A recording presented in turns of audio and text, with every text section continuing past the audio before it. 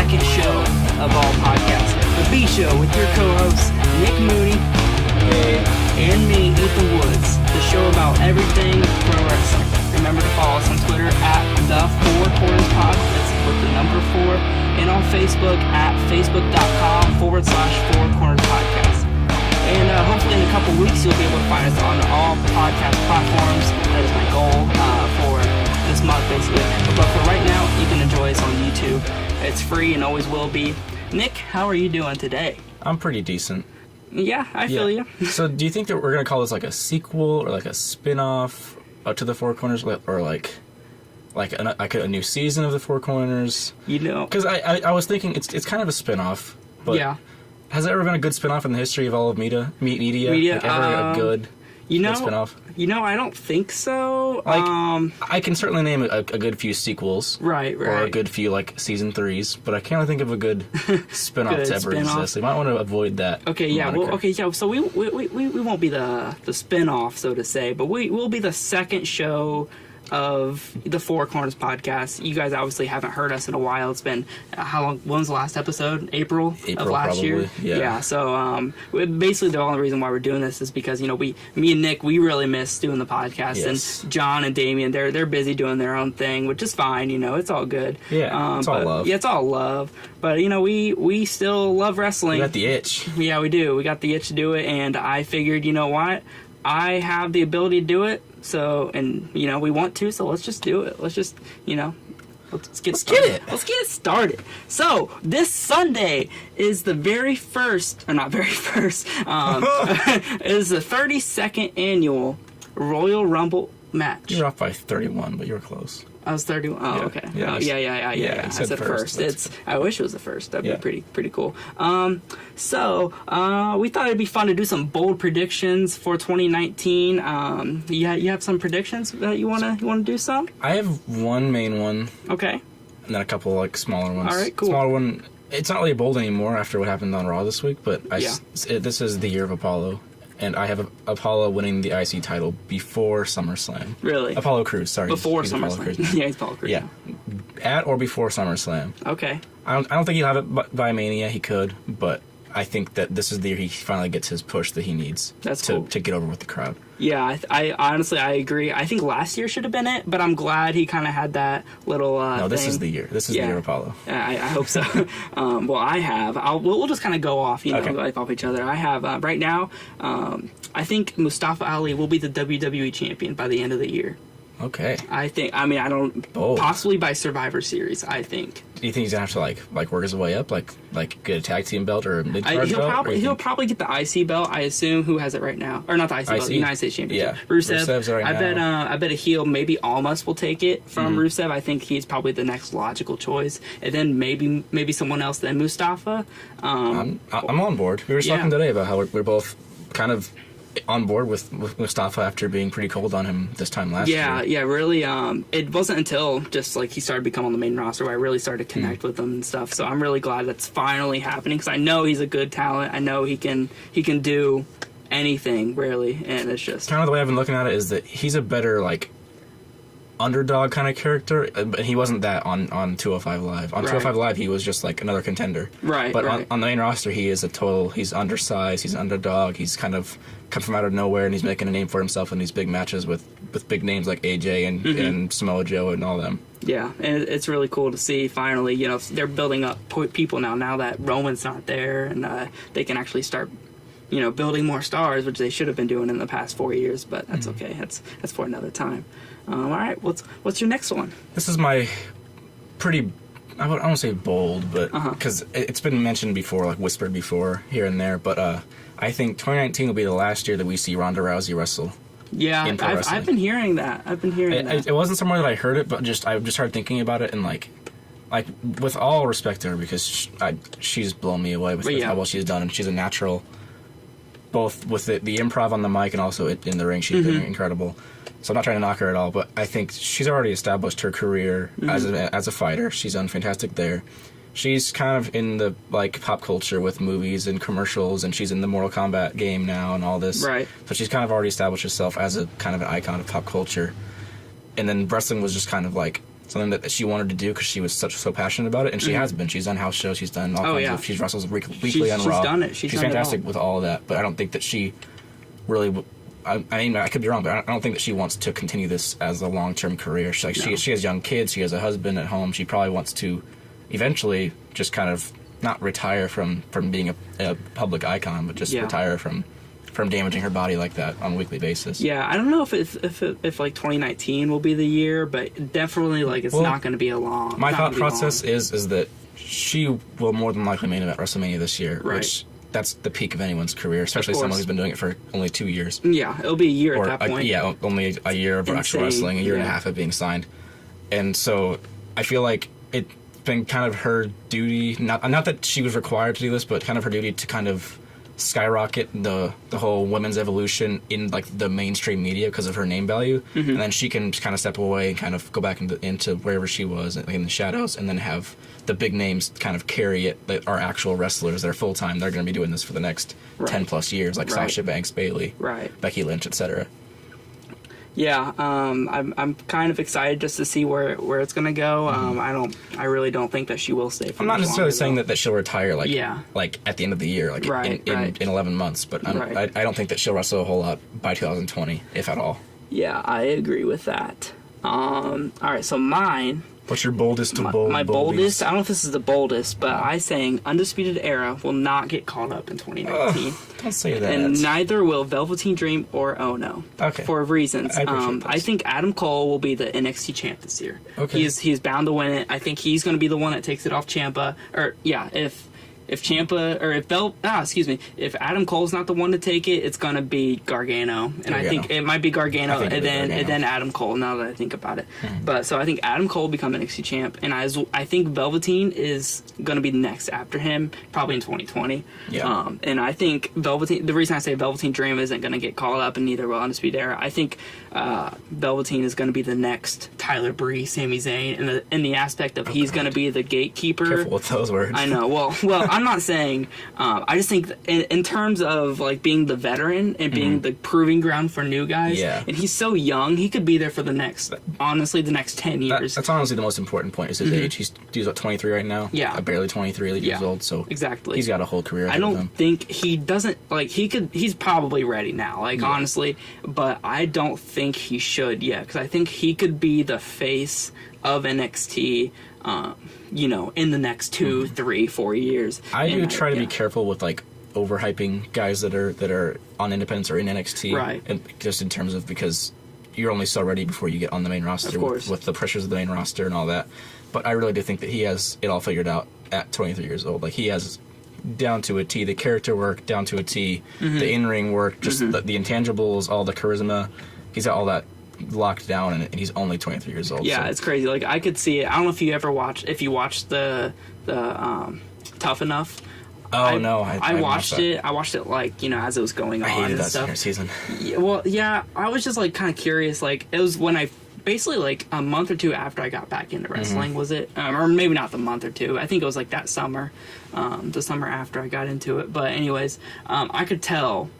Patrick Clark was like a fan and he wanted to do this, and I was so upset when he got eliminated from it because like I hated ZZ too, wasn't it? Like he was only kicked off because he was like too good because he wasn't I don't remember. He just was. He didn't have much of a character, personality. That's why. And hilarious. ZZ did, and ZZ knew nothing. He just liked stupid alligators or something. It's hilarious because one character, you're trying to be a wrestler. You're not trying to establish a character just yet. Exactly. And hilarious too because now he is one of the best characters on wrestling television today. And I think a big reason why he got eliminated was because the people that did watch that show, that was on it was on TV. So the people that watched it weren't exactly wrestling fans. Yeah. They were voting for people that were the that was like a fan vote, wasn't it? Yeah, it was. It was a fan vote, and then the winner was picked by the judges, I think. And now the winner is the winner was what now? He got released. Was it the big fat guy? Josh, no, ZZ. He got offered a deal. I think like. He's got an alligator farm now in New Orleans.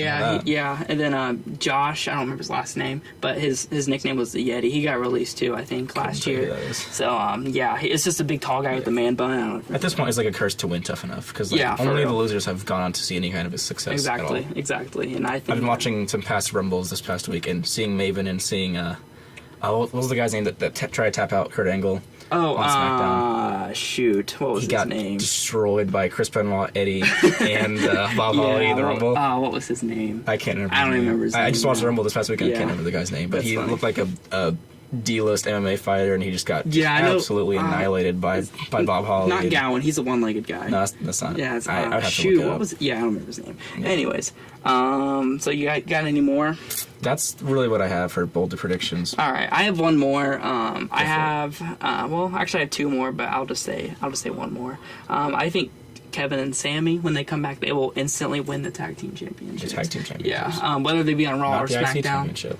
No. Okay. I think Kevin and Sammy, and I think they're going to be faces when they come back. I would like that a lot. I would like that a lot. Kevin Owens as a face. I would like to see that because he was starting. I will fight someone, argue about this till the day I die, whether Braun Strowman was the heel or face in that feud against Kevin. Because I swear, Kevin was just trying to, he was just trying to run away and provide for his family and everything, and Braun Strowman just kept on bullying.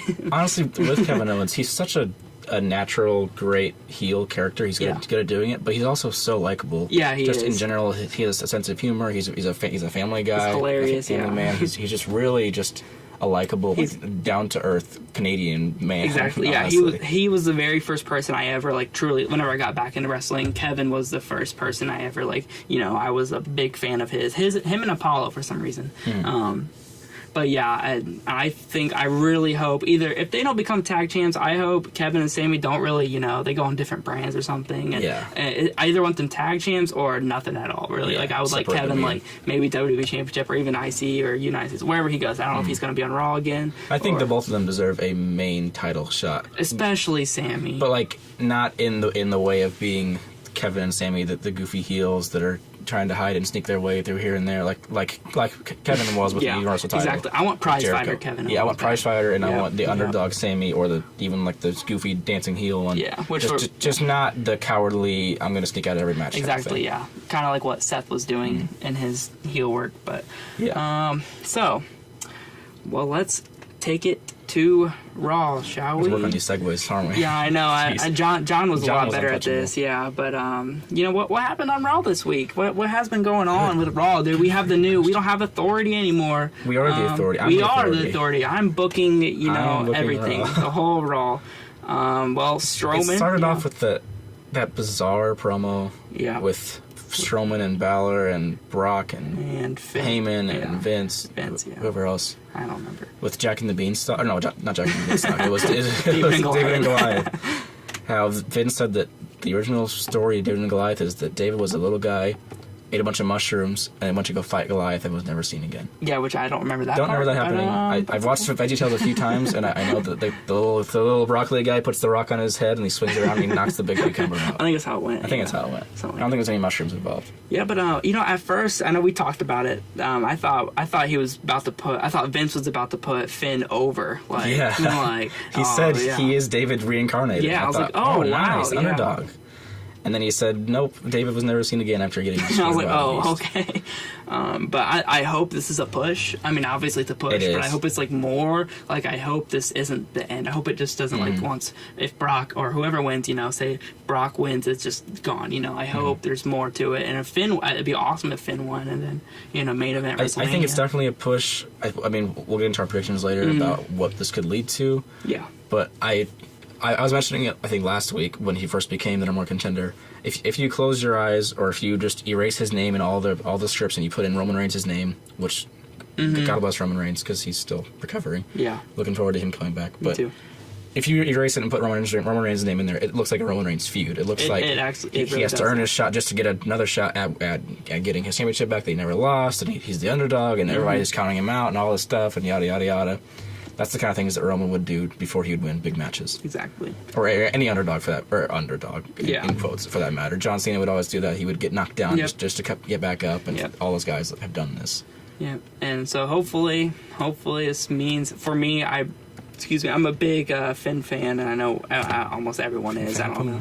Yeah. But I hope this means, a big 2019 for him. And then what else happened after that? I didn't write anything down for all. He beat Braun by Oh yeah, he did beat disqualification, Braun. Yeah, whatever. because Then, Lesnar, threw Finn, but they didn't disqualify that for some reason. They waited until they did the F5, which is okay, I guess. Whatever. I don't have it in order of what That's happened. fine. I know Apollo stepped up to the IC champ. And Oh that yeah, was Apollo. very That cool. was cool. Yeah. I didn't know they wrestled a match. I must have fallen asleep. Oh really? You didn't? Blinked and missed it because I didn't know. Yeah, they wrestled. I saw him interrupt the pose off, and he showed more charisma in that segment than he's shown in his entire 3 years now with the company. It was good. Amazing. He did fantastic. Him flexing and dancing at the same time was just hysterical. Yeah.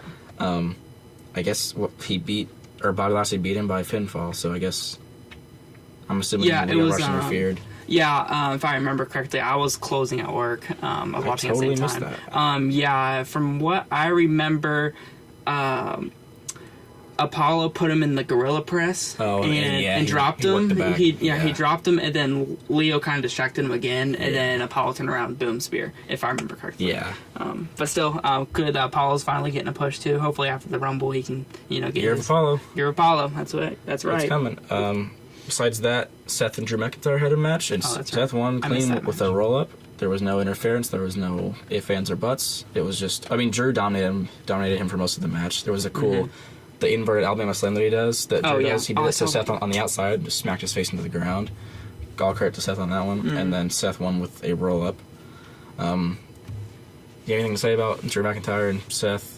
I feel like we'll talk about them more later when the Rumble comes. Definitely. I'm excited for what Drew has in store in 2019 because I know he's getting pushed, and I know he's iffy on Drew. You're iffy on Drew? I like heel Drew. I didn't like him I liked him in NXT. I had nothing against him, but I like this heel Drew. I like the badass Drew that he is. And I think I'm pretty excited. I would like to see a little more depth to him besides I am ruthless aggression and I am going to take your spot as the man. That's kind of all he's done so far, and it's cool. It's great when he had that match with Angle and he embarrassingly tapped him out and it was kind of awkward. That was really well done. But since then, he's not really done much besides talk about how he beat Kurt Angle. Yeah. And beat Dolph Ziggler in a few random stick matches. Well, hopefully, they do more with him. I'm not opposed to him being pushed at all. I like where he's at on the card right now, but I don't know. I'd like to see a little more depth to him before he gets any kind of gold. Yeah, I can agree with that. I agree with that one. Speaking of depth, or lack of depth, Dean Ambrose cut a promo backstage. Great promo. I'm still sold on him. I still like him. I still support him. I still am in favor of this heel turn. It's not what everybody wanted it to be, but it doesn't always have to be what you want it to be. See, it can be something that diverges from the fan booking. But right. What are you gonna say? I have just out of the 3 Shield guys, Seth has always been my number one. I've said this since that first day I met you. Dean has been the least impressive when it comes to in-ring work, at least in WWE. I've seen his work in CZW. 90% of his career as a face doing the wacky line and doing every other stupid... And I just I couldn't stand face Dean. I knew he could be an awesome heel. And now that he's an awesome heel, it's just it's just deflating to me. And I know I sound hypocritical and stuff, a typical smark, whatever you want to call me, but I just can't get into him. And I liked it at first with him not talking, honestly, when he was just kind of stalking Seth. I loved that, and because I think he can be that silent heel, the silent striker you can attack whenever, but it's just not working for me. I really do think that Roman's sickness kind of derailed what was supposed to happen between Dean and Seth. I think that Dean and Seth were going to have a pretty drawn-out monster of a series. I don't want to say anything too extreme, but a monster of a series between them that would lead up to WrestleMania in some kind of a gimmick match, whether it's a Hell in a Cell or a ladder or no holds barred, whatever. Maybe for the IC title, I don't know. But I think that there was a lot more that could have been done there, but now they're kind of panicking because they need a top guy. They don't have a top guy, so they're kind of going between Finn and Seth right now, and Dean's kind of suffering in the wake of that because his big money feud for the next 3.5 months was canceled. Yeah. So now he's just kind of in purgatory in a way. He's still killing it. His promos are still great. He's not really having good matches because he's not really having any matches for that matter. Yeah. He's only lost the IC title, and I think he beat Tyler Breeze on Raw once, and that was it. So, that was when he first won, wasn't he? Yeah. Yeah. So I love his new look. I love his music. I love his promos. I love everything about him. I just think he needs a real program. He's not been in a real program since he turned heel. he went back and forth between hating the crowd and hating Seth and not hating Seth and he just wants justice. He hates the lack of justice, and it's just like a weird. There's no consistency with his character. I don't think. I think every week he's changed his motives a little bit, and it's not made a whole lot of sense. Yeah, I didn't really like I think what killed it for me was like the you people every single promo 10 times, and I think that's just. And then he dropped that, and then he all of a sudden he was mad at Seth, and he was saying that Seth was an injustice, and he loves Seth like a brother still, but he's doing this because he has to, and I think that's really compelling. But what does it mean? Exactly. It's like a Bray Wyatt promo. Like, what does it mean? It doesn't mean anything. I'm sorry. Hello. I'm sorry. Hello, you too. Sorry, my girlfriend next. But yeah. So, anyways. Anything else to say about Dean Ambrose? No, I don't think so. Really, there's not much else to say about Raw. The Lucha House Party defeated the Singh Brothers. Nice to see them on What about Raw. the Revival? We can talk about the Revival. Oh, I think we both know where this is going. Yeah.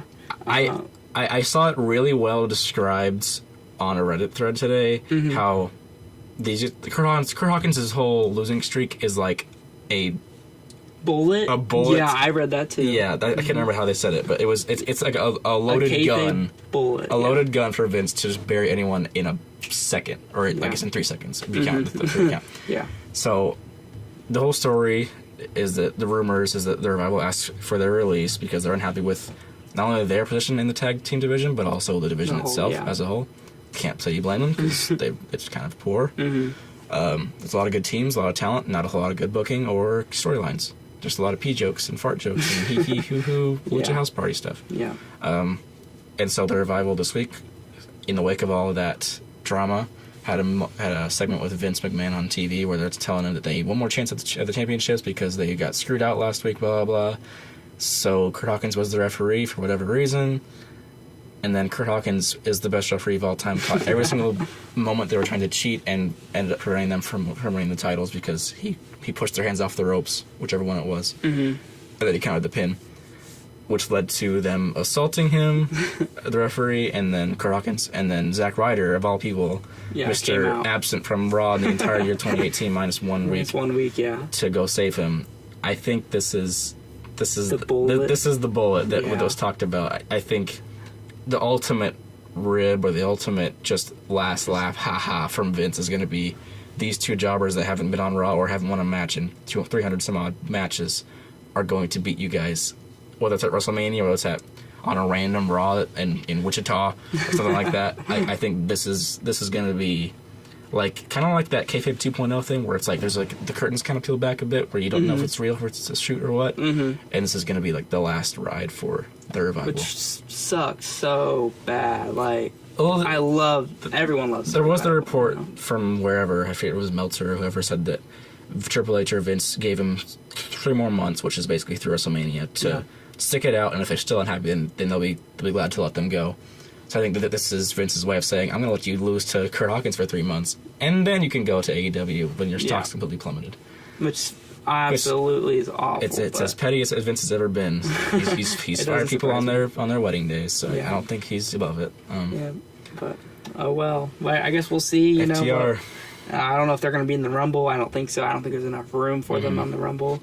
But you know, I hate tag teams in the Rumble. Honestly, I'm not. I've been watching a lot of Rumbles the past couple of weeks, couple days, honestly. And it's just a wasted spot to have tag teams in the Rumble. I like stables in the Rumble. I don't like tag teams in the Rumble, especially low tier tag teams. Yep. Yeah.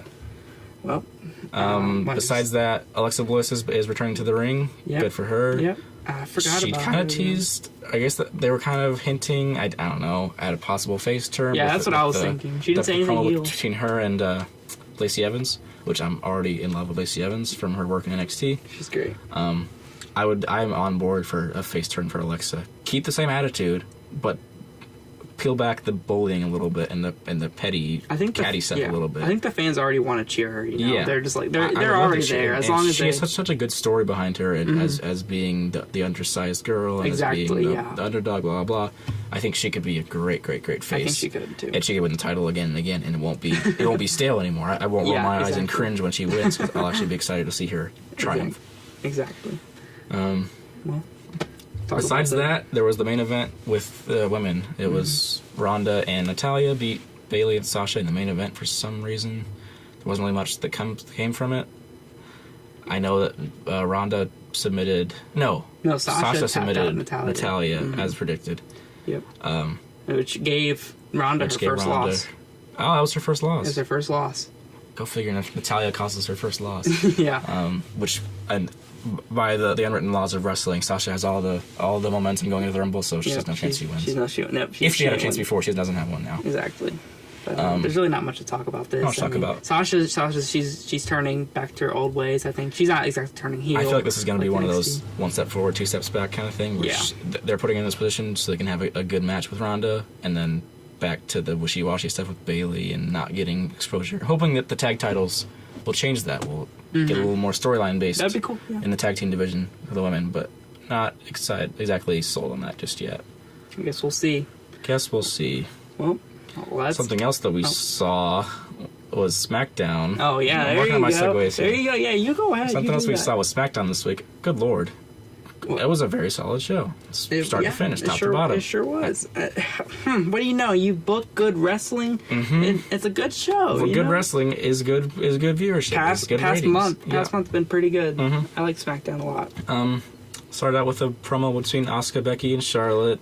Pretty standard stuff that they've been doing for the past month or so, a month and a half. They fought. Between the three of those. Yeah, they brawled, which was refreshing to not have the stupid locker room clear out brawl where they have to stop them because they shouldn't be fighting each other even though they're paid to do that. Yeah. I don't know what else to say about that. That's going to be a great I'm excited. match. I'm excited for the match. We'll talk about it. I'm kind of at a loss when it comes to predicting what's going to happen with the SmackDown Women's Championship and the Raw Women's Championship for right now because of the whole Ronda, Charlotte, and Becky thing, which we're going to get into that later with our Rumble predictions and our WrestleMania predictions, but I'm not really sure where they're going to go. I guess we'll find out. I guess we'll talk about it later. Guess so. Okay. Next was... this is last week's. It was what's her name? Mandy Rose and Naomi, right? Yeah, and Mandy won. Mandy won? It was That's with surprising. interference from Sonya. She held Naomi's feet on a attempt at a springboard move, but Mandy won. Yeah, cool. Good to see. Jey Uso randomly came in the ring, or Jimmy Uso randomly came in the ring and was like laughing at Naomi because she lost. Like he was like smiling, like probably. She got you. Gotcha. Very strange, very weird feud. Yeah, it's weird. Nice to have a women's undercard feud, though. It is, and it's not bad. You know, as much as I will say, feud. I do not like Naomi, and I don't even like Mandy that much yet. I want to like her, but there's not much to like about her yet. Not yet. I love having an undercard women's feud. Raw could take notes from that, please, because the last mid-card feud that they had was Natalya and Ruby Riott, and that ended with breaking sunglasses. Yeah, I forgot about it. I was even trying to think. And before that was Sasha and Bayley, and that went nowhere. So Raw is clueless on how to book their women that aren't in the championship scene. For real. But yeah, besides that, that was a good match. Good. Didn't really watch a whole lot of it. I didn't really watch a lot of SmackDown. I mean, I watched it, but not like. We spent the first half of SmackDown distracted. Yeah, we were pretty distracted. But next we have. What happened next? I don't even remember. They had The Miz versus Cesaro. That's right. I didn't watch this one because we were busy doing things. Cesaro beat The Miz. Shane tried to interfere after the match and do his big jump off the top rope onto the announce table on Cesaro. What they reversed it, and then Sheamus and Cesaro put Shane through the table. Yeah. Cool. Again, not much to say about that. I think we know where this feud is going. I think, yeah. And it's not going to be the Miz and Shane McMahon winning the championships. Really, not much else to say about that. Yeah, not really. Following that, we had the Mustafa Ali versus Samoa Joe match, which was really good. I did really watch that. Yeah. If that becomes a long-term feud, I don't think it will. No, if that could become a long-term feud, then you're just going to print money because those two have the ultimate dynamic of heel versus face, underdog versus monster, David versus Goliath that wrestling kind of lacks these days, right? And they're not very good at capitalizing on it these days. So I think, Samoa Joe won pretty decisively with the submission, right? But I think that those two could probably see each other in the Rumble. They will see each other in the Rumble. Maybe have a program there, and maybe kind of spiral from there, depending on who wins the Rumble, who's the mid-card champion, and all that. I think those two could feud for months to come. Definitely. I agree with that. Thank you for agreeing with me. You are very welcome. After that was the main event. Yes. Good Lord, what a main event. Andrade. Not no Cien Almas anymore. Andrade versus Mysterio, 2 out of 3 falls. Lord, they're killing it every single week, and they could probably do another. We could probably do another 2 out of 3 falls next week, and still do freaking awesome. They could do the Sheamus and Cesaro 7-match series, and I wouldn't get bored of it halfway through or 2 matches in. We were even watching we watched the 7th match live. Yeah, and we were disappointed when it ended in a double. You were like, oh, seriously. So I know people are up in arms because this match should have been saved for WrestleMania, blah, blah, blah, blah. This wasn't the right time for this. I say forget all that. Yeah, I completely If you have lightning on your show, then you need to let it out. Yeah. You don't need to put it off. You don't need to book it long term because eventually there's injuries are possible. There are changes in storyline, changes in crowd reactions can happen. You never know what kind of little details can change a feud. So better to capitalize on it now than to put it off. Exactly. Like we saw with the Miz versus Daniel Bryan feud, that could have gone to WrestleMania. That could have gone as a main championship feud in WrestleMania. But then Daniel Bryan turned heel.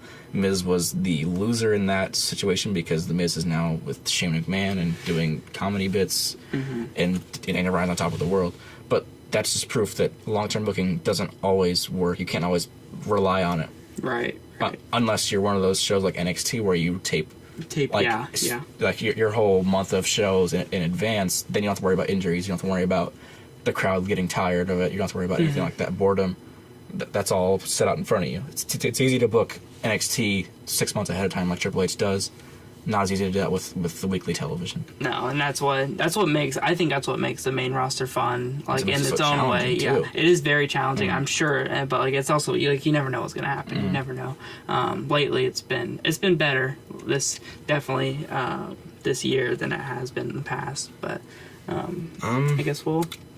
Rey Mysterio won? Yeah, Mysterio won. No, it was the DQ. Oh, you're right. Yeah, he was gonna win. Samoa Joe. I guess Rey Mysterio technically The first won. fall was the ridiculous avalanche. Yeah, what the bomb. heck was that? Mysterio's taking sit-out powerbombs from the top rope at 44 years old. Good Lord, man. Obviously, if he can do it, kudos to him. Why not? And then the second fall was the Canadian Destroyer. The third fall was going to be the 619 West Coast Pop, but ended up being a disqualification because Samoa Joe interfered. I don't know if you knew this, but Rey Mysterio is the 619 master. Well, thankfully, the Matt facts on the side of his nameplate taught me that today. Samoa Joe interfered, beat up both Andrade and Rey, which is cool. I like that side of Joe where he's not just, I'm angry because I'm a big fat guy. I don't like nice small guys. I like that he fights everyone. Yes. Kind of like Kevin Owens should be fighting everyone. Samoa Joe should be fighting everyone because he's that good. Exactly. And then RKO to Samoa Joe with the returning Randy Orton. It was cool. Yeah, it was cool. It was a cool ending. A good go-home show. Anyone who knows me knows that I'm not a Randy Orton guy. I've been coming around in recent years, but I've been a fan for 9 years now, and up 9 years later, I still don't. Is it just because of Christian? Be honest. When I first started watching it was Orton versus The Legacy, and then Orton versus Sheamus, and he was just kind of creepy guy with a cue ball head that the RKOs and stuff that I didn't really understand. Kind of is now, anyway. Yeah. I was never sold on that. And then he was feuding with The Miz. I love The Miz, so I didn't like that. And then he went to SmackDown, and he stole the belt from Christian twice. Okay. Squashed him at SummerSlam. Okay. Yeah. I'm never going to be a Randy Orton guy. I've learned to respect him. I've learned to respect his style, his longevity, his talent, but I'm not going to be his singer of praises anytime soon. Yeah, I really liked his heel work last year. I thought it was so refreshing to see that feud with Hardy, and his eventual feud with who did he had a Ty Dillinger, didn't he, for a little bit? Yeah, but just a little. That was on like 2 weeks, but then he just kept on having really good feuds and stuff, and I really liked his heel work, and I think it added a new dimension that we haven't seen since 2009 or whatever it was, whenever he was punting everybody in the head, especially with the screwdrivers and stuff, and Jeff Hardy's ear, which is absolutely disgusting. That was awesome. Yeah, it was awesome. Yeah, especially at the Hell in a Cell. I know all of us, 6 of us watching, we were like, That was the best match of the night too. It really was. Between yeah. two Jeff is 40 and Orton's almost 40. 40-year-old men in a red Hell in a Cell. That was a really good match. It was good, and my favorites of the year, honestly. Yeah, I agree. And I hope Randy's still feud. I think I hope he's still a heel because from what it looked like tonight, he might have been a face. He got it's just the RKO's over, just because of the memes. When it comes to the Rumble, everybody's beating up everybody. Yeah, that's true. I'm glad that they didn't do the cheesy where Hulk comes out and they all throw each other off. I'm glad they didn't do that. I can't remember the last time they did do that. It was very nice to see. Yeah, they didn't do that this year, luckily. Or they didn't have like a stupid battle royal. But so you could say Orton has a lot of momentum going into the Rumble. I didn't know he was in the Rumble. I think this was his announcement of being in it, was RKOing Samoa Joe. Maybe. I think this was kind of his I'm here, I'm back, I'm going to be in the Rumble moment. I think so too. So, when speaking of the Rumble, we can kind of jump into our predictions on that, if you'd like. Why don't we start off with TakeOver real quick? Do you have to TakeOver? Yeah, we can do TakeOver. Let's read me the cards. I'm not sure all the matches. It's only 5 matches, but we can just go over it real quick. We don't have to go in depth. Well, let it be known that we both love NXT and TakeOver and everything, but we're just trying to, in the interest of time, we're trying to cut this podcast a little short. Yeah, and just because I personally haven't really watched much NXT TV lately, just because I just really haven't had time. But I still, absolutely love it. So the very first match is Cassius Ohno versus Matthew Riddle. Bro. Yeah. So who'd you got? I think it's pretty easy. It's pretty clear that Cassius Ohno is going to get the win here. Oh, you think so? Yeah. I think it's 100% obvious. Matt's going to win. Yep. Honestly, I could see the classic WWE swerve for the sake of a swerve kind of thing. But this is NXT. Matt already beat him at the last TakeOver. Yeah. And he's not going to be a contender anytime soon, I don't think, because the main event scene is so locked up. And Ono does eventually get wins. And Ono sometimes. And Matt have history on the Indies with Chris Hero and Matt Riddle have history, and they both work each other very well. I think this could be a long-term feud. Not long-term, but I think this could blow off on NXT TV in the coming months before WrestleMania. I think so too. But I still think Matt Riddle will take the win. Yeah, I got Riddle too. Just because he's on fire. He's probably he's going to be one of the top guys soon if he isn't already. Anyways, speaking of top guys, we're going to our NXT North America. No flips. Speaking of no flips, NXT North American Champion Ricochet defends his title against Johnny freaking Wrestling Gargano. So who do you got, Nicholas? I got Ricochet. I think this will probably be the match of the night. I was about to say that too. I love both of these guys. I think they both have 10, 20-year futures ahead of them in the business and in the main event scene of eventually the main roster. But I think that this match will be kind of just, I don't want to say filler, but I think that this is a way to make Ricochet a more legitimate champion, beating a legitimate single star, as a way to keep Gargano away from Ciampa, just for the time being until the next TakeOver. I agree. I agree with that. So I too have Ricochet. I think Ricochet is a banger. Yeah. Oh yeah. Definitely. Especially Gargano and Alistair last TakeOver, which was easily for me. I mean, that wasn't easily because it was War Games, but for me, it was like it was probably the best match of the night for me. Gargano's just amazing. Thinking about like Ricochet and Gargano's minds, like their brains for wrestling. It's like a sandbox for them, especially those two one-on-one. Oh yeah. There's so much that they can do. They can conjure up. That they can try to pull off. I think there'll be a lot of cool spots that we've not seen to this point. Exactly. All right. Next, we have for the NXT Tag Team Championships, the Undisputed Era defends their titles against War Raiders. I don't really know.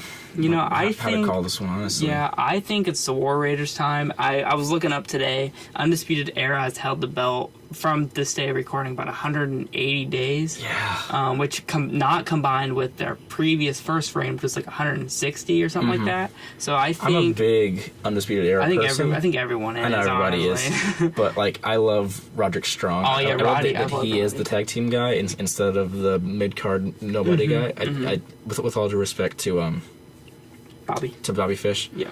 I think Roderick Strong is the man. Yeah, I completely agree with that. So I would like to see them retain. I don't think that's going to happen. I think the Raiders will win it. Yeah, I think the War Raiders are going to win it as well. I think it's time for War Raiders to finally get the belt. Who did they wrestle at War Games. No, they were in the War Games match, weren't they? And then they debuted after the match at New Orleans. That's right, because we were there. Yeah, we were there. I think it's War Raiders time, and I think they're probably going to have a rematch at the next Takeover after this. Is that WrestleMania? Yeah. It is? It goes, WrestleMania. Yeah. So, I'm excited to see that one, too, if that does happen. Mm-hmm. I just don't know where they would go from there. I know people are like, go get caught up, but I really don't think they're going to get caught up yet. I feel like with the Undisputed Era, it's one of those things where, like, they have lightning in a bottle, and they don't have to release it right now. Like, all those guys, I mean, they've had some injury problems between the four of them, but they can open that up on the main roster at any point, whether it's during a John Cena promo, whether it's during AJ Styles promo, or Finn Balor, or Brock Lesnar, anything. Anyone, those guys can come out and just steal the show, literally steal the show and become the show, make it their show. Exactly, and that's what I love about the Undisputed Era. They're legit one of the best factions in. I don't know.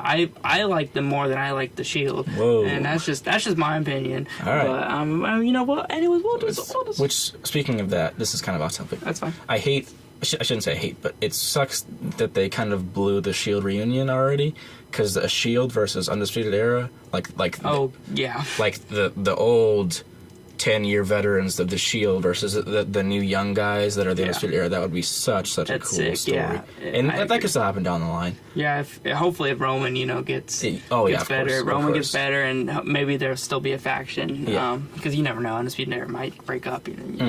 But yeah, I'd love to see that, actually.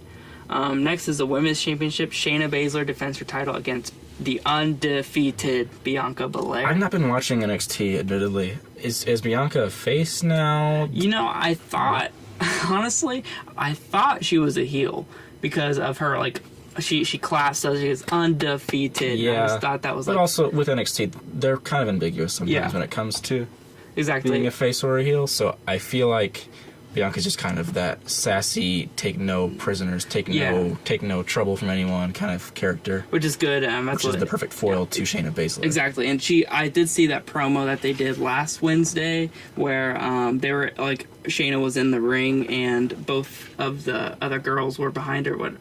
The other horsewomen. Oh, yeah. Were behind her. Because I don't know if you've seen their match, but they're actually awful. Oh, they are? Yeah, they're not good at all yet. I mean, they're so green. They've only been wrestling, I don't know, however many months, but they're transitioning too, and they're no Ronda Rousey, they're not Ronda Rousey. Or Shayna Baszler, but I mean they're improving. Anyways, they were behind her, and Shayna was like, "I'm gonna do everything to kick your butt, and I'm gonna retain everything." And Bianca was just like, what? She gave her a big eye roll, like, whatever, like, you're not gonna beat me, and I like that. I think she's a great foil for Shayna, not in that she's a monster, and not in that she's an underdog. I think that she's just. Like, she doesn't care. Like, exactly. She doesn't care that you're a big scary girl. She's still gonna beat. She's still undefeated. No one can beat her. Exactly. Which, speaking of that, I think Shayna is gonna retain. Absolutely. There's I don't know who's gonna take it off of her. Because they really haven't built up anyone else. I was thinking Dakota Kai, but honestly, Candice might be the next person. Or if they bring up. Well, never mind. Toni Storm just became the UK Women's Champion. So I don't know. I guess we'll find out later. But right now, I really don't know who would be the one to take it off of Shayna. To me, I kind of appreciate that. For as booked in advance as NXT is, it's not predictable by any means. Exactly. But like anyone at any time could become the number one contender, could become the champion, could become in a feud, could become a main eventer, etc. Exactly. So I feel like.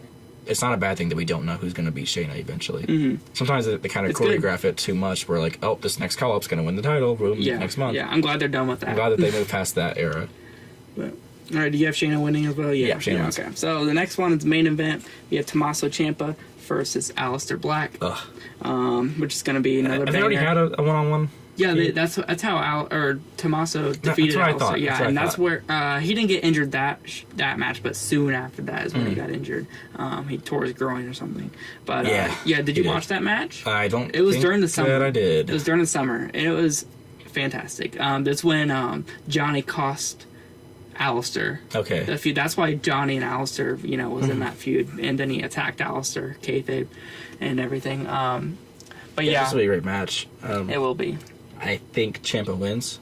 I Yeah. don't think there's really a debate there because I think Aleister Black. is primed for bigger and better things in the very near future. I completely agree. I think he's going to be the one. He's going to be A1.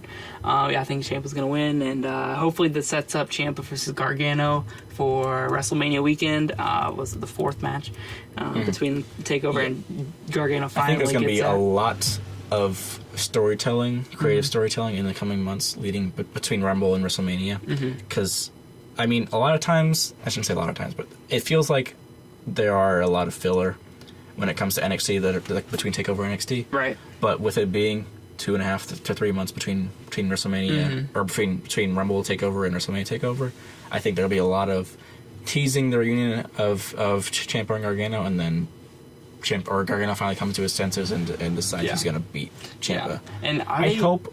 I'll cut you off real fast. Oh. I hope it's not one of those stupid Randy Orton Wyatt family things where I was just cheesing you all along. Yeah, like, I have a feeling it was going to be something like that. I hope I shouldn't say Candace, but somebody with it's like a fan or somebody backstage like knocks some sense into John. Like maybe he loses a big match, like in Ricochet, for example, and then he can't figure out why, and someone says, "But you don't know why. Look in the mirror. You're not Johnny Gargano anymore. You're an idiot. You're a clown." Yeah. And that'll be his like come to Jesus moment where he's going to realize. Yeah, like he needs to be Johnny. And then it'll be after he helps Ciampa. It'll be Aleister Black maybe.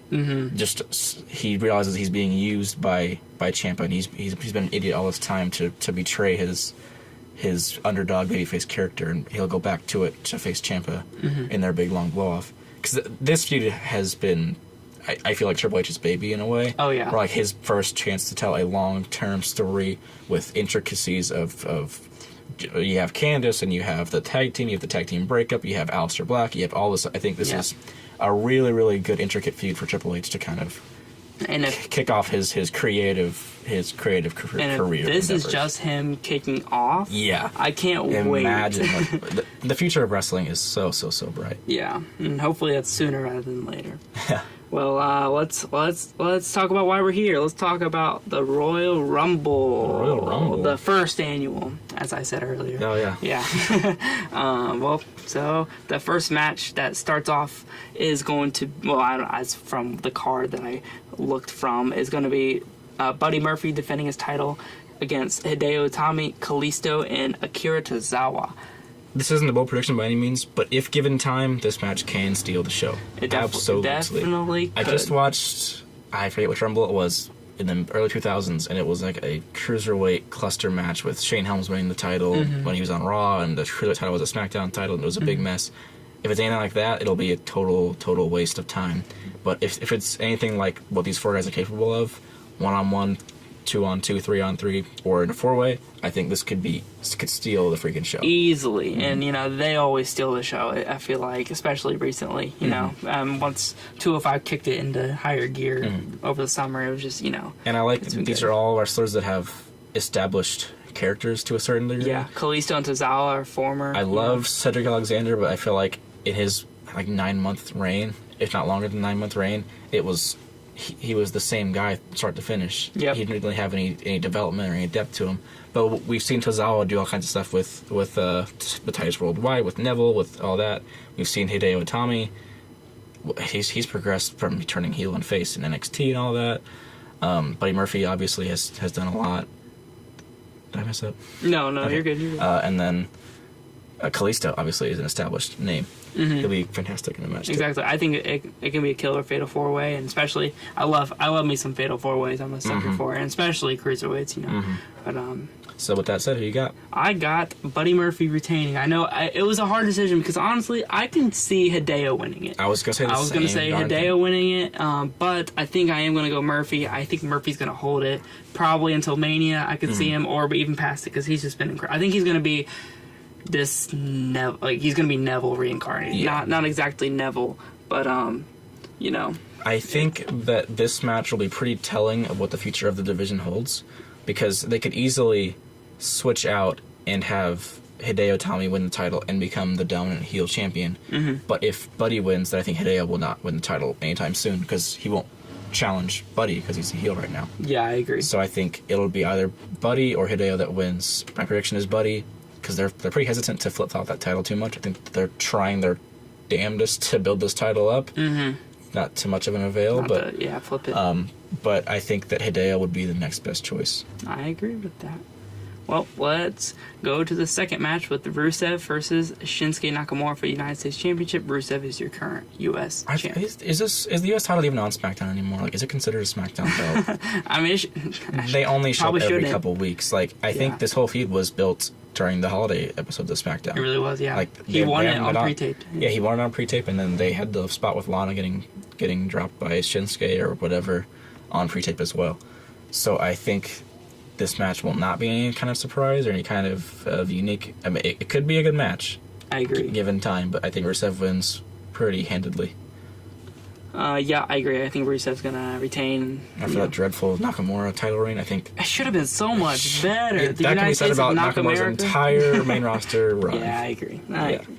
Well, let's just shut up. Let's not talk about Rusev or Shinsuke anymore. Let's go to what's really matters. Isn't that sad? It's so sad. Let's real fast. All right, let's. At last year's Royal Rumble, Shinsuke and Nakamura on top of the world winning the Royal Rumble, AJ challenging Styles, his enemy, his rival, his friend AJ Styles at WrestleMania in the Dream match. A year later, we don't even want to see him. He's not even on SmackDown, and we don't even want to see him wrestle because he's so just. So I don't want to say washed up, but he's just so boring. He should have beat Jinder for the title first of all. Yes. And even if he would have lost it, 2 months later to AJ, and November when it was. It should have, he should have won it. He shouldn't have dragged on. It shouldn't have been that dragged on, And he should have won it from AJ Styles. There's a lot of coulda, shoulda, woulda, though.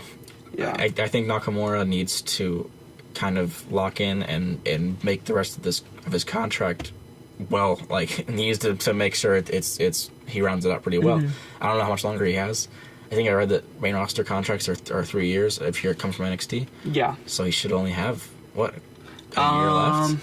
Yeah, he debuted last year, right? Is that what it was? It was after WrestleMania 2017, like the week after WrestleMania 2017. So he has another year. Another year left. So year. I think he needs to lock in and he needs to give himself a run that, I mean, you can only do what you're booked to do, obviously, but it reminds me of Randy Orton in that Randy Orton can easily coast for months at a time and just have okay matches that are on TV and okay feuds. Same with Nakamura. He's capable of having amazing matches, but he just kind of goes through the motions and doesn't really want to. And it's all right, it's whatever. He's still an entertaining character. I like his heel work, but it's just still like if you show me Rusev versus Nakamura, I'm gonna watch it. Yeah, it wasn't. Rusev and Nakamura have really surprisingly good chemistry. Yeah. So. But, so we'll have Nakamura? Or we'll have Rusev? We'll have Rusev, yeah. Alright, so now we got, the main match of the card, The Bar versus Miz and Shane. The main match of the card? Main match on the card. The Bar. I don't think there's any question. I have Miz and Shane. Shut up. I'm not joking. I have Miz and Shane. How many times can The Bar lose the titles in the worst way imaginable? I know. I'm just thinking, I'm thinking continuity here. I'm thinking Miz and Shane win it, and then they lose it eventually to The Bar again. But, I think they're going to win. It's going to be like, kind of, not really, but Randy and Bray. They're going to win the titles, and then they're going to lose them, which causes the deformation. I don't think everything. So. I don't know. I could be wrong, but obviously I could be wrong. But Shane eats the pin in the match for whatever reason. Maybe Miz gets knocked out in some way. Shane eats the pin, and then Miz blames Shane, and then whatever attacks him on SmackDown. Because I feel like this year's WrestleMania will be kind of the IOU from Vince and from creative to The Bar, where they lost to a child last year at WrestleMania as the champions. This will be their way of kind of, you're going to go into WrestleMania as the champions, win or lose, you're going to have a good feud and a good match. I hope so. At the biggest show of the year after embarrassing yourself last year. Yeah. So I have The Bar. Okay, well, I think I have Miz and Shane. Yeah, I just think it's gonna. I think their story isn't just going to end at the Rumble. I think it's just going to be painted. I mean, I didn't mean like end, but I think it's just going to take another step. Tag team will continue for another till Elimination Chamber, and then they'll lose it, and then that's when it's going to kick in the full gear. Have the whole March through April to feud. I just think they're not just going to start it right now, because that's a long for WWE for main roster. That's a long just to like lose it and then That's true. That is true. But I mean, I think I got Miz and Shane. Okay. All right. Well. Now, I think probably onto the main card, I would assume. I figured all those three would be on the pre-show. I have first Asuka versus Becky. Yes. Probably one of the most matches, the most excited for matches on the card for me. Honestly, all the matches are yeah, they're so good. Yeah, minus the pre-show. Yeah, well, the pre-show's good. The pre-show could be good. Yeah, minus the tag match. Literally, every match could steal the show. Honestly, what do you got? Asuka, Becky. I have. Speaking of Asuka, I have Asuka winning. I think Becky's gonna. It's gonna be incredible if they get enough time because there's so much wrestling. But like, I think if they have a good time, which I think that they will, Asuka is gonna pick. It's gonna be a fight. Like it's gonna be real close. But I think Asuka's gonna eventually. Which it goes into my Royal Rumble predictions later. But yeah, I think Asuka's taking it. I have Becky winning. Okay. I think, again, we'll get into more of the details when we get to our later predictions in the card. Mm-hmm. But I think there is a scenario in which Asuka wins, but we'll talk about that later. And I think Becky winning will also kind of have a domino effect on what else happens on the show. Yeah, I agree. All right, now next is the next women's match, Ronda versus Sasha. Yep. That, again, could be match of the night. Yeah, definitely. If given time. I have Ronda.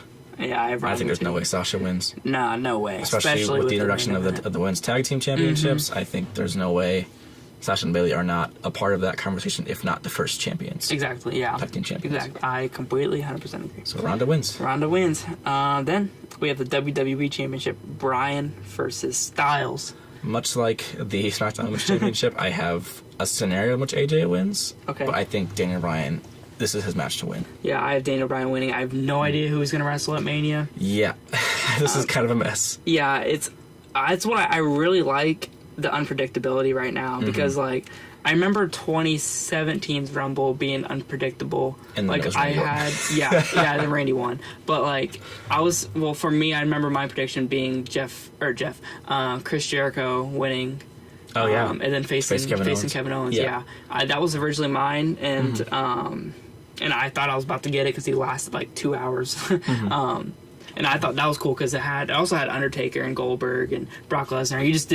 I thought it was the most unpredictable. But this year's, it's pretty unpredictable, I think. The Rumble is, or WrestleMania is? WrestleMania. Okay, because the Rumble seems pretty... there can be different scenarios. You just don't know which one they're going to do. I'm going to talk about a few when we get to that point. But. Yeah. But I have Daniel Bryan retaining as well. Me too. I think it's going to be an incredible match like they have. Don't quote me on this, but... if you heard it here first, it can be WWE's first 5-star match on the main roster. I think if any match on this card is going to be it, this one. I'm looking forward to it, absolutely. Yeah. And this next one too, because then we have the Universal Championship, Brock Lesnar versus David Finn Balor. David Finn Balor. He is David versus Goliath. Oh yeah, I was like, what are you going with this? No. David Devitt. Okay. David Devitt. I think this is like a broken record at this point, but I think it seems obvious Brock should win, but there is a scenario where I think Finn could take it. Exactly. We'll get into that too. Very soon. But right now I have, especially if it's the human Finn, I don't think it's even a chance. Yeah, if it's human. If it's Finn the Human for Adventure Time comes out there to face Brock Lesnar. I don't know about that one. But yeah, it was hard for me. This one probably the hardest. I flipped back and forth because of switching from predictions of the Rumble and the one scenario in particular that I'd like. I think I'll mention it now. I might as well mention it now. Okay. This is very, very Vince, very creative to have a callback to a previous era. Yeah. Kind of like they did with when WrestleMania 30, when Daniel Bryan won in the triple threat match in the main event. Mm-hmm. Kind of not a shout out, but like a callback to Chris Benoit at WrestleMania 20. Yeah. I think we'll have another throwback moment where No Way Out 2004. What was the main event of that match or that show? It was Eddie versus Brock. Everyone thought Brock's going to win. Eddie's the underdog. Brock's going to go on to main event WrestleMania. Yeah. And then Goldberg interfered. Led to Goldberg versus Brock, and Eddie ended up retaining at WrestleMania. I know exactly where you're going with that. So I think Braun is going to interfere, cause Brock the match, cost him the match, leading to Finn Balor becoming champion and retaining at WrestleMania, which would lead to a possible, maybe an AJ Styles Rumble win. Maybe he loses to Daniel Bryan, wins the Rumble, faces Finn Balor. Maybe Seth Rollins could face him. I'm not sure in that exact scenario, but I think if Finn wins, it's that way. It's not the Demon. It's going to be Braun Strowman interferes as a callback to Goldberg versus Lesnar, faces Lesnar at WrestleMania in Lesnar's maybe his final match. Braun finally gets his win over Lesnar after all this time. Yeah. Braun gets his big push, his big moment, but no title has to be involved. That's a good scenario. I've also thought about that. That's one of the reasons why I didn't really know, because you really don't know what it almost seems too good to exactly. be true. It's like an exact scenario of No Way Out. So do you have Finn winning? I got Seth. Or no, not Seth. I got Brock. Yeah, I got Brock. But I think there's a chance that Finn could do it. Yeah. My official is Brock, but I would love to see Finn win it. Yeah. Just because of how awesome that would be. Finally getting his title back, too. That he never lost, which I don't know why he doesn't say that. He never says that he never lost it. Yeah. But that's okay. But yeah, I'm excited for it, too, especially if it's anything like Daniel Bryan. Good Lord. Match. Oh, man. Oh, well. Let's take it to the first Rumble. I have the women's Rumble first. Yeah. So, who do you want to do the first two, or do you want to do what you want to do? Let's go ahead and do our winners first. Okay. And I'm going to be annoying. I have 5 for each Rumble. 5 winners? I have 5 categories. I have an obvious, I have a dream, I have a fear, I have a dark horse, and I have a darker horse. Whew, you didn't tell me this. I could have done that. Yeah, I should have told you. It's going to happen That's okay. Naturally. That's okay. So obvious, I think Charlotte's going to win. Okay. And she's going to face Becky Lynch. Right. And Ronda's going to vacate her championship and say, I want to be on SmackDown and I want to fight those two at WrestleMania. And then that'll be the triple threat in the main event. Okay. That way, that's why I have Becky winning, because Becky's not going to win WrestleMania. She's not going to win the Rumble. So you give her title win at the Rumble, and then you can have Charlotte win the Rumble. That's her big moment, and then Ronda winning in the main event will be her big moment. All 3 of them get a big moment in the build to it. I agree. And have a great match. That's the obvious. The dream for me is Becky Lynch, because I would rather see her get the accolade than Charlotte. Yeah. Charlotte gets all the accolades at this point. Exactly. Nice to see Becky get that. My fear, who has Battle Royale experience as far as the women go? Naomi. Imagine Naomi and her bestie Asuka wrestling at WrestleMania. Oh man! Now that you my say brain had that idea earlier today, and I thought, totally see that happen. I can totally see that. Absolutely could happen, and the whole reason could be, she won the Andre the Giant Battle Royal, so she has experience and she's good at this stuff. Exactly, she's a former Andre. That's what they say for Cesaro. And last year she had the Kofi spot or the John Morrison Kofi spot of not being eliminated and jump back in the ring. She could do that and win the whole thing this year. I wouldn't even give Kofi that, man. Kofi's been doing that for 10 years. Then my dark horse is Ember Moon. Okay. I could imagine about that. Imagine Ember Moon versus Asuka at WrestleMania. Oh, that would be tight. Oh my god! I can see that I was just thinking about it. Yeah. And then just for the sake of having the same amount of picks for both Rumbles, I had my darker horse was Mandy Rose, just because that's the type of person that Vince would push. It's like Eva Marie type character, that Alexa Bliss type character that Vince would love to push. I just don't think she's ready yet. No, she's definitely not. But that was just kind of like my shot in the dark. Yeah. Okay. Who you got? Well, I have a Becky and Charlotte tie. Okay. Which I know in 2005, 2006? 2006, they did that. And then Vince had a restart, but I really don't think they'll do it this time. I think I have, Carmella getting attacked backstage by a furious Becky that she lost to Asuka, and attacking and takes her spot at number 30, which I have Charlotte coming in at number 29. 29. Ooh. And so, Lord. I think so. And I have her coming in late, too, I think. Yeah. Good Lord. Yeah, so I have Charlotte coming at number 29, and then Becky coming at number 30, since they have that feud. Imagine just the smug Charlotte coming out thinking, I'm just going to win this whole thing. Exactly. And then her foil comes out at 30. Exactly. Thinking it's going to be Carmella. And either, I hope Becky ends up winning it, but I really think Becky and Charlotte, I think they're going to somehow tie or something. I don't know how they'll do it. I just think that's what they're going to do, which will really lead to the triple threat at. I love that, but I've gone on record saying I freaking love Carmella, and I think she's one of my favorites in the whole division, the whole company. So I would hate to see her go all this way just to lose her spot in the Rumble. Through this match challenge, through the stuff with our truth, through her great promos that she's done in the past few weeks, I'd hate to see her lose her spot. I would too. That's such a Stone Cold Attitude Era kind of thing for Becky to do, especially the unpredictability of losing your championship match and then getting another one. That's just a great way to tell a story. So, I like it. Yeah, I did too. Well, you told me to get my first two ready. Yeah. Like who I think is going to first come first out. Two entrants in the Women's Royal I'd like to Rumble. hear yours first. I have, for the first two, I have Naomi. Really? And I have Ember Moon. Okay. Personally, but when it comes to the first two, it's only been two Rumbles since the brand split. But I like to see the SmackDown versus Raw as the first two. That's what I did too. And at the 2017 Rumble, they didn't do that, but because it was Jericho and Big Cass, both on Raw. Yeah. But in last year's Rumble, they did do that with Finn Balor and Rusev. I like that. So it'd be nice to see some SmackDown versus Raw action going on with Naomi and Ember. Because both those two, like I said, are potential winners. Exactly. It'd be cool to see either of them run the gauntlet and go all the way to the end. I have Naomi as well, but I also have Bayley coming in at number one. Yeah. I think she could be this year's Iron Man. Iron Woman, whatever you want to call it. And I think she is going to be in the Final Four. I like it. Yeah. So then we can talk about our Final Fours. Four. Yeah. Who's your Final Four in the Women's Rumble? I got Bayley, all right, Sonya Deville, and Becky and Charlotte. Okay. And so I think eventually, Becky's probably going to eliminate Bayley, Charlotte eliminate Sonya, and then... You're forgetting someone. Yeah? How are they going to eliminate Nia Jax when she's or Tamina, so dude. freaking big? She's so big! I have Nia Jax, Carmella, because she's number 30 in my Rumble, Charlotte and Bayley being the Final Four. Okay. 2 SmackDowns, 2 Raws. You have some story between Charlotte and Bayley. You have story between Charlotte and Carmella, Bayley and Nia Jax. You have a lot of storylines in there and a lot of potential winners in there. Yeah. And the story of Nia Jax. How are they going to eliminate her? She's exactly. so big. She's so big. How are they going to get the big show? 700 pounds. Yeah. That's true. She's 300.5 ounces is what she said on Raw. 0.5 ounces? How much is that? Which is like 16 pounds. Oh. I googled it. Yeah. Oh, okay. She misspoke a couple weeks ago and said, oh, yeah, she did. I 300.5 ounce remember that now. Samoan. I was like, you sure? Are you sure about that? Well, 16 pounds. All right, cool. Let's talk about the men's rumble, which I'm pretty excited for. Okay. Who you got winning the men's rumble match? Who got winning the men's rumble match? Yeah, I know you probably have some. I got scenarios. 5. I got 5 again. Obvious. Seth Rollins. Yes. I think Seth versus Brock is gold. Is kind of written in the stars at this point. Yep.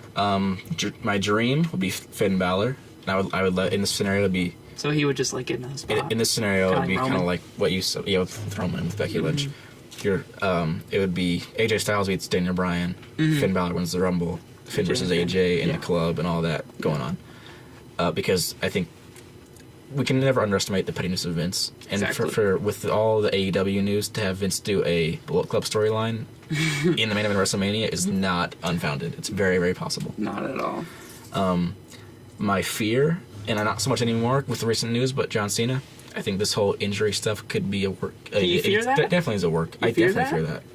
I wouldn't mind it. Well, this is going to lead into the discussion later. Oh, okay, okay. But I think they're so obsessed with calling John Cena the greatest of all time. They have been doing that a lot. That what they're going to do is give him the tie with Stone Cold and as when winning 3 Rumbles, and then also give him the 17th championship and beating Ric Flair all in one swoop, which is very, very possible. Yeah. That's a big beat Daniel Bryan. Or AJ Styles. Or even Brock, or AJ, or whoever else. Finn, you could beat Finn. Oh yeah, that's true. Gives the win back, brother. Do you think he's really injured? No, I don't think so either. I don't think so. I think they might have turned it into a work shoot kind of thing. Maybe he like tweaked it during the match, and they thought, well, we'll make it Drew. We don't have a feud for you anyways. Let's just get some heat on Drew and have you come out as a surprise in the Rumble, kind of thing. That's my fear. My dark horse, Samoa Joe, as we saw on SmackDown this week, he stood tall, minus the RKO. Yeah. I would love to see Samoa Joe as kind of the anti-hero face versus Daniel Bryan's heel. Because Bryan's not worked very cowardly. He's worked kind of strong. Oh yeah, he's a good heel. He's a good heel, and that would be great to just have Samoa Joe. All he wants to do is kick your ass and take your title. He doesn't care about the environment. He doesn't care about the planet. He doesn't care about nut shots. He doesn't care about any of that stuff. All he wants to do is win the championship. So I think it'd be cool to have his kind of the antithesis to Daniel Bryan's I love the planet and I love myself and blah blah. Joe I just want some title. Exactly. And I'd probably give him the rub that he deserves. Or even Joe versus AJ for the millionth time. Yeah. Possible. Joe versus Brock. Possible. Joe versus Finn. Very possible. And then my darker horse, I always got to mention this guy, Kofi Kingston. Good Lord. I hope Please so. give him the rub. Yeah. It would be the next best thing to him not getting eliminated from the Rumble would be winning it. Like not jumping on a announcer's chair, not walking the tight ropes or anything like that, or on Big E's shoulders. Just winning it. The biggest surprise would be him winning it. Exactly. And that, I mean, honestly, after tonight's promo, we didn't really talk about that. Yeah. But they had that really funny promo. That was a little... It might be a hit. Foreboding a little bit. I hope so, because he deserves it. If anyone deserves it, it's Kofi. Absolutely. So should we figure out who... You want to do our first two Final Four? Sure. Oh, I have Seth Rollins winning it, just so you know. I don't know if, you did. I don't Sorry. know if I said that. I might not have said that, yeah. but Seth Rollins, it's the obvious choice, I think. But if I don't know who he'd wrestle, like, I don't know if he's going to face Brock. I don't know if he's going to face Finn. Face Brock. I think he'll face Brock too. Yeah. But I mean, there's always that possibility. I think if Finn wins versus Brock, AJ wins the Rumble. If Brock wins, then Finn or Seth wins the Rumble. I think Seth could basically face anyone. Yeah, that's true. The SummerSlam rematch. In terms of storylines. Yeah, exactly. Well, my first two, I'll go first. I think Mustafa Ali's going to come out as number one. He could be a good Iron Man. And great. Apollo Crews. It'd be a simple, baby face for us. Also that Raw versus SmackDown dynamic. I think that would be fun. Fun little, 90 seconds before the number 3 guy comes out. My first two, in the kind of similar to, which is why I'm not sure if it'll happen in both matches, but similar to my Women's Rumble, I have Seth being number one, kind of like I had Ember number two and making it to the end. I have Seth being number one, making it to the end, kind of being the Iron Man that they've booked him out to be since his face turned, since he did the gauntlet match on Raw and all that. Right. He's being kind of booked as this, like, the face of the company, the workhorse, the whatever. Exactly. Man, yeah. So him at number one. They haven't had it. Actually, I would like to make a note real fast. Okay. I looked at it, and it's not been, aside from Orton, I think he came in at number 18 or something in 2017. There hasn't been a top 10 Rumble win, like the top 10 entrant Rumble winner in ages. Since Randy did it, right? In 2009 or whenever he won it? Yeah. He came in at number 8. I think he was 8, yeah. And then, but since then, there's not been a top 10, not even top 20, I don't think, top 20 entrant Rumble winner in the past. Shinsuke came in at number 14. Oh, you're right. Or okay. 14 or 15, maybe. Yeah, I think you're right. Yeah, but still. There's not been a top 10, top 5 entrant winner in a long time. I think we're overdue for that, and I think Seth is. He could be the aside guy. from your Sami Zayn and your Daniel Bryan underdog faces, I think he fits the bill for the Rumble Iron Man character. I agree. And number 2 in the SmackDown versus Raw spirit, I have Andrade. See, I was thinking of him. Andrade versus Seth would tear the house down for a good short minute, and then they can both not get eliminated and then continue through the rest of the Rumble. All right. I'll say my final four. My final four, I have Rollins, obviously. Of course. Drew McIntyre. Okay. Lashley, and Andrade. So 3 Raw guys and 1 SmackDown guy. Interesting. I originally had Mysterio in there instead of Lashley. But I was thinking, Lashley's getting that big push, and he's a big dude. I think with the 2 big dudes, Lashley and McIntyre. A big guy. Yeah, exactly. He's so big. Yeah, exactly. And it's also that 3 heels, 1 face dynamic. Where Rollins can, maybe toss all 3 of them. And I think, Andrade is going to have that huge freaking push that Alberto Del Rio had, I can honestly see Rollins throwing out Andrade I can see him throwing out anyone to win this. Yeah. Top 2. Rollins and McIntyre are probably the 2 people I was thinking that were going to be the last 2 in the Rumble. But I think those 4 would be a good good last 4. You don't know my final 4? What's up? Okay. Seth Rollins, of course. Right. And then in the spirit, like you were saying, of 3 heels, 1 face, or just big guys at the end, I have Braun Strowman. Yeah. I think Braun Strowman is unfortunately going to be a force in this Rumble because he's going to be so pissed off at what happened with Vince taking his championship match and all that. And he's going to come in and just clean house. He had 13 eliminations in the Greatest Royal Rumble, so I think he's gonna come out and just eliminate everybody left and right and be kind of like the Big Show was for was it Chris Benoit? Is that the last guy that fell and eliminated? Was Big Show? And then the way when Mysterio won, it was Orton and Triple H were the last 2. Just like that underdog in the Final 4 with Seth and Braun, and then also Samoa Joe. Yeah. Which, again, another big monster that will kind of prevent Seth from trying to win. They have some history, too.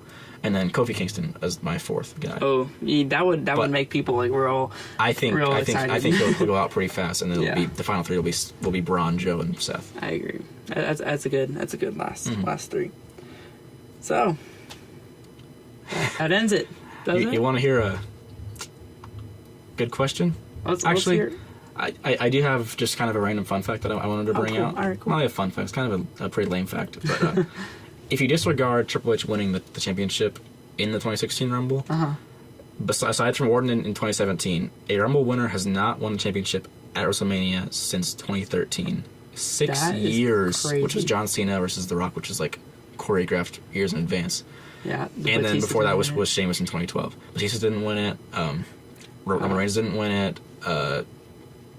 The next time was Triple H, and then Orton won it, and then Asuka and Nakamura failed to win it. So we're at like 5 guys aside from Orton that cool. have not won the championship. That's crazy. And yeah, Asuka didn't win hers I think last we year. are long overdue. So Yeah. I think it's pretty much a guarantee that the men's winner is going to win the championship at WrestleMania. Cool.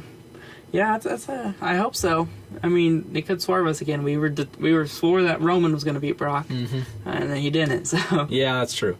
But that was kind of a weird circumstance because there was a lot of drama. We're going to find out about that drama on the network special, WrestleMania 34 network special. yeah, I'm excited. Backstage drama. Allegedly, Vince told Brock that it would get good heat if he kicked out of 6 F5s, and then Brock came backstage really mad about it, and Shane stepped up in his face and all of that stuff. I hope that they covered that in the documentary. They probably didn't. Probably didn't, but they've shown some pretty telling stuff, backstage true. stuff in those documentaries. So maybe. You never know.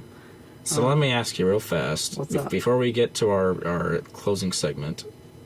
With the Rumble, there's always a surprise or two in the Rumble. Yes, there are. In both Rumbles, women and men. Okay. Who do you think will be a surprise in the Women's Rumble, first of all? The Women's Rumble. Yeah. I You don't don't think list of 10 guys. Yeah, Just a couple. There's I only, I think 7 slots left at this point. Yeah, I just kind of hot-shotted, I think all of the Legends that returns we're going to see again from Really? last year. I really don't think there would be any new ones. Maybe Layla, I was thinking. I also have Layla. Layla and Michelle McCool again. I feel like Michelle and Layla will have a comeback with the women's tag belts. I also have Candice LeRae coming in. Ooh. And also I had one more person. Where it is? I had Molly Holly and Bianca. Okay. And Kyrie. I had Kyrie too. I had Layla. I had one or both of the Bellas. Go figure, the Bellas.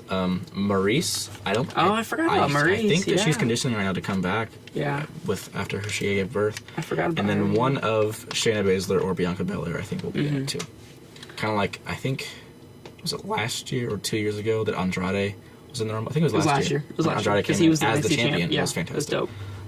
Could we see Tommaso? Could we see Ciampa? Could we see Johnny? Well, let's talk about that. Oh, Who do you think's going to be surprised in the men's Rumble? I got Kevin and Sammy. Okay. I was thinking maybe them. Velveteen Dream. Okay. Definitely. Even he's not gonna get called up. I think he could be a good one. Who else did I have? I'm looking at this list here. I didn't have any legends, but I'm gonna think of a few that could possibly. I was thinking Carlito. Didn't you see his tweet today? Yeah, I did see his tweet today. In the alumni section on their website. Yeah, so. that's pretty funny. Yeah. I think Carlito could be, especially with the new ENC episode with him in it, which was pretty funny. Tommy Dreamer could be in it. Oh, that would be hilarious. That would be hilarious too. Although I think Dreamer's doing stuff with AEW now. Is he? That's what I read. Or Oh, he's then trying to maybe get on not. board. Then maybe not. I don't know. Who knows? But legends. I couldn't really think of many legends. But you never know who's gonna come back. I was thinking X-Pac actually. I forgot about him. Yeah, that'd be awesome. that'd be cool, especially if he comes out as like 1, 2, 3 kid. Yeah. Instead, that'd be cool too. I would like to see the Hurricane again, to be honest. But I'd like to see him get more I'm of just a a chance. Hurricane. Yeah, I'm just a Hurricane Mark. He But, had chokeslam John Cena last year. that would be dope. Yeah. Who do you got? I have one that's not going to happen, but I'm going to say it anyways. CM Punk? I want Christian. Oh, He Christian, never retired. They said he retired, but he never actually retired. He's Yeah. just had a few concussions, and they're kind of being cautious with that. Yeah. Love to see Christian get a chance, just to come back, just to get that pop. Doesn't even have to do anything. Just like a reminder, hey, this guy exists. Yeah. He's going to be in the Hall of Fame this year. Something like that. Yeah. And then Papa Shango always gets I mentioned forgot every about year. Shango, yeah. And The Godfather was in it recently, so I Oh could yeah. Papa Shango. Exactly. He might miss his cue. Yeah. And then I have 4 NXT guys that are possible. I don't think all of them will be in it, but I think they're all possible. Gargano. Yeah. Would be awesome. Yeah. Velveteen Dream would be awesome. Yeah. Let me tell you something. Both last year Adam Cole was in it, and in the Race Rumble, Roderick Strong was in it. So why not Kyle O'Reilly? Why not put another Undisputed Era member in it? Put Kyle O'Reilly in the Rumble. And Bobby. Have him do his goofy guitar stuff and his sleazy whatever gimmick that he does. Exactly. Would be awesome in the Rumble. I forgot Roderick Strong was in the Greatest Royal Rumble. He was. I didn't really watch much. He was awesome in the Race Rumble. Yeah, he was. Because him and Daniel were like having chop battles. Yeah. Beef in their chest. Yeah. Amazing. And then Aleister Black, I think, is possible. Yeah, I think he could definitely be it too. Honestly, I could see him being like a number 1 or number 2. Just to have his entrance and everything. Yeah, exactly. People wouldn't really It'd be know. funny to have like a Kurt Hawkins at number 1, and then all of a sudden you see this guy just rise from the stage, and it's freaking Aleister Black with his candles and his heavy metal and everything. That'd be wild. Yeah. But besides that, I don't have any other surprises. Would like to go segue into our question of the week segment that we started on the Four Corners podcast, where I just come up with a question, maybe not every week, maybe just every couple weeks. I come up with a question, and we talk about it just for a little bit, because I know we're getting pretty lengthy on time. Hour and 20. Just an hour and 20? That's okay. Question of the week. Speaking of, I mentioned John Cena winning the Rumble would be making his case for the greatest of all time. Who is your greatest of all time, Ethan? Because I feel like you already know this. No. Who he's okay. I get what you mean. Greatest of all time. I don't care how you define it. If it's championships, if it's longevity, if it's the amount of gimmicks they've got over, the amount of pops that they've gotten, heat they've gotten. I don't care how you define it. Okay. Who is your greatest of all time? To me, it's not John Cena. To me, it's The Rock. And I say this because, not just because The Rock's so popular right now in his movies, but I think that he did so much in so little time. I think that says more than doing so much over so much time. His career is really not that long. It's not as long as people think it is. He's had matches here and there all throughout the years, but his prime was only like 4 years long. Yeah. Or maybe 5 years. Yeah. So, and he overcame with the Rocky Maivia thing and just his promos, the crowd was in the palm of his hands at all times. His gimmick was always hilarious. Never really a bad feud. Never really, I mean, he had some okay matches, but like he didn't really have any stinker matches of any kind. Right. He was great at not only looking good himself, but also making his opponents look good. And then you have to consider championships, you have to consider main events, victories, you have to consider his overall pop culture relevance too. Even back then, even before all his movies, people knew who The Rock was. He wasn't Dwayne Johnson back then, but people knew who The Rock was. Exactly, yeah. So to me, the greatest of all time, as of now, is The Rock. I think John Cena could claim it. I think he will claim it when he gets his number 17. But until then, I think The Rock owns that. Okay. Who you got? That's a pretty good question. I thought long and hard about that. Not my favorite of all time. Not my favorite. Not my favorite. Far from it. I mean, if I was thinking my favorite, I'd pick Kane, my boy Kane. But if I was thinking about it, and I think Shawn Michaels is probably the greatest of all time. Okay. You know, he has just his influence alone. Even after coming back in the whatever pay-per-view match against the Bows of Destruction. I don't remember that. Oh yeah, I don't remember that. I remember that. Well, he's bald. Bald. No, I just think pre back injury, you know, back in the 93 when he was with the Rockers. When he was still doing that's with the like, Rockers. The Rockers, that was good. The Midnight Rockers. Yeah. Midnight Rocker Express. And then his turn on Jannetty, and then winning the Rumble in '95. Becoming a coke addict. Yeah, you become a coke addict. Becoming a complete butthole backstage, jackass. Yeah. Never forget. And now, and then, has come to Jesus, this past, being out for 4 years, and then his feud with Triple H, and then winning the World Heavyweight Championship in the Elimination Chamber, and, just all this amazing feuds with Taker and, Cena, all, I don't have to explain it, but, I think Shawn could definitely be considered the greatest of all time. He's had some of the best matches in WWE history, let alone, like just wrestling history. And it's just, I think, he's down in the Performance Center right now, and those guys every one of those guys are Shawn Michaels fans. I think that gives Shawn an edge over The Rock in a sense, because The Rock's, I don't want to say be bitter and say he abandoned the industry, but he's not contributing to it at all, but aside from his cousins getting pushes and his nieces and nephews getting pushes. Exactly. But I think you're right, that Shawn continuing to contribute to the company, even at 50 some odd years old, is really, really telling of how great he truly is, which also gives an argument to guys like Chris Jericho, to guys like Triple H. Jericho's another. I'll never say Triple H is the greatest of all time, but guys like him that are still contributing to the company or to the business to this day. I think it's interesting too that we both said guys that they've held the championships, but they're not really known for their championship reigns. I can't name one of The Rock's reigns or one of Shawn's reigns really that stuck out to me. I mean, I know he's had a few. I can list them, but I can't really describe them at all. They're more known for their matches, for their charisma, for their popularity. Yeah. So that's an interesting question. You know, after this episode's out, you know, I'll tweet the question of the week, and you guys just let us know what you think. We can put a Twitter poll, and we can list The Rock, Shawn, and like an other. Maybe you can pick other, and you can reply with what you think. Quote your tweet, you know. Quote tweet us, retweet us, like us, favorite us. Remember to follow us on the Four Corners Pod, which with the number 4, not the letters. On Twitter. Yeah, on Twitter, and then on Facebook at facebook.com//4 Corners Podcast with the number 4. Remember, it's always the number 4. And thank you. I believe we have our individual Twitter handles in our podcast Twitter bio. So if you want to discuss with either of us individually, give us a follow. Feel free to do that. It's a good show. It's a good start. It's kind of a long one, but I think over time we'll kind of slim it down, develop a rhythm and a kind of a. I mean, we're not going to have Rumble predictions every week, so I think this we'll is figure it out. Start. Yeah, it's a good start. Sorry if you're still with us. Thank you so much for listening. Appreciate it. Hopefully, I will make this more easier for you guys. I want to figure out, do all the logistics to upload this to all different types of platforms. Hopefully, like Google Podcasts, Google Play, Apple Music, Spotify. I would love to do that soon. That is in my plan, so be on the lookout for that. You guys will always be updated. And thank you so much for listening to the very first episode of the B Show. Where the B stands for beautiful. Beautiful. Oh no, it's beautiful.